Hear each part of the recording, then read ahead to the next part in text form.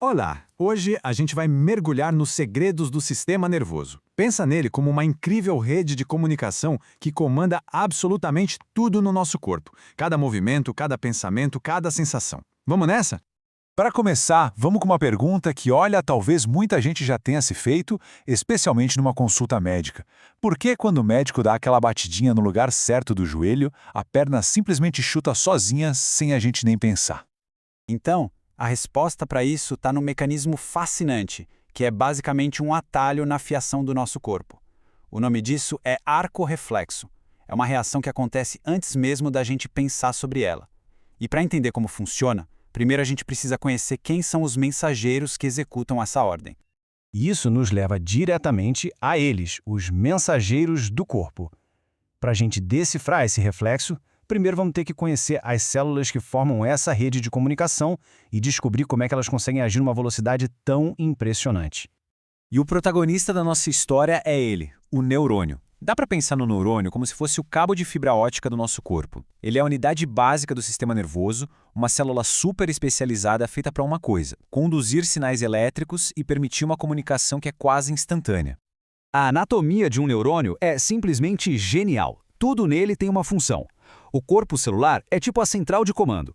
Os dendritos funcionam como se fossem várias antenas captando os sinais que vêm de outros neurônios. E o axônio? Bom, o axônio é a via expressa, um filamento bem longo que leva o impulso adiante para a próxima célula. Mas olha, os neurônios não trabalham sozinhos não. Eles têm uma equipe de apoio que é fundamental, as células da glia. Se os neurônios são os mensageiros, as células da glia são toda a infraestrutura por trás.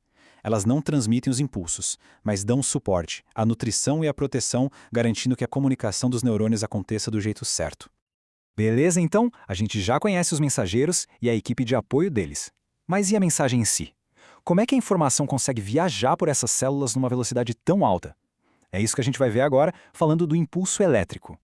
A mensagem que corre por um neurônio é, na sua essência, um sinal elétrico. Esse pulso de energia tem um nome técnico, é o potencial de ação. É como se fosse uma onda elétrica viajando por todo o axônio. É o zap de informação do nosso corpo. O processo é incrível. Em repouso, o neurônio está ali mantendo um equilíbrio elétrico. Aí, quando um estímulo chega, ele dispara uma reação em cadeia. Uma onda de energia que vai invertendo as cargas elétricas rapidinho ao longo do axônio. E essa onda, que a gente chama de despolarização, viaja sempre numa única direção. É uma via de mão única, para garantir que a mensagem chegue certinho no destino. E quando o impulso chega no fim de um neurônio, o que acontece? Ele precisa passar a mensagem para o próximo, certo? Essa conexão acontece num lugarzinho chamado sinapse. É um espaço minúsculo onde a mensagem que era elétrica se transforma num sinal químico para conseguir pular para a célula seguinte e continuar a comunicação. Com tudo isso em mente, agora sim a gente pode voltar para a nossa pergunta lá do começo, a do joelho. Agora que já conhecemos o neurônio, o impulso nervoso, vamos finalmente montar as peças do quebra-cabeça que é o circuito do reflexo. O grande segredo está aqui. O arco reflexo é uma resposta que nem passa pelo cérebro para tomar uma decisão.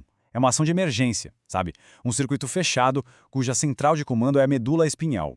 É por isso que a reação é tão absurdamente rápida e totalmente involuntária. Então vamos seguir o caminho passo a passo. A batida no tendão estimula um neurônio sensorial. Esse neurônio leva a informação direto para a medula espinhal. Lá o sinal já é passado para um neurônio motor, que na mesma hora manda a ordem de contração para o músculo da coxa. E o resultado? O chute. Simples, rápido e super eficiente. E por que esse mecanismo é tão vital? Basicamente pela velocidade. Como a decisão não precisa ir até o cérebro, a resposta é quase instantânea. É o reflexo que nos faz tirar a mão de uma panela quente antes mesmo da gente sentir a dor de verdade. São mecanismos de sobrevivência pura e simplesmente.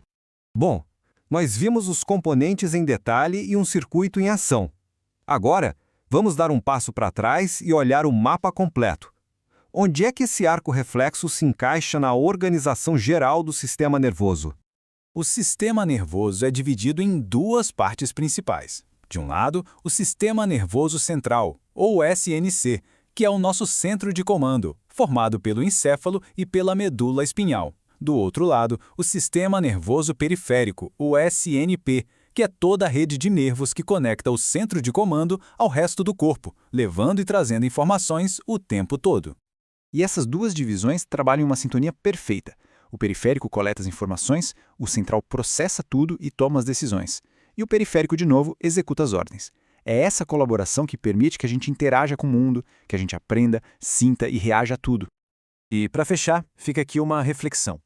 Se um ato simples e automático, como o reflexo do joelho, já envolve essa coordenação toda, essa engenharia fantástica, imagina só a complexidade por trás de um pensamento, da criação de uma memória ou de uma ideia. O sistema nervoso é, sem dúvida nenhuma, uma das estruturas mais extraordinárias que existem.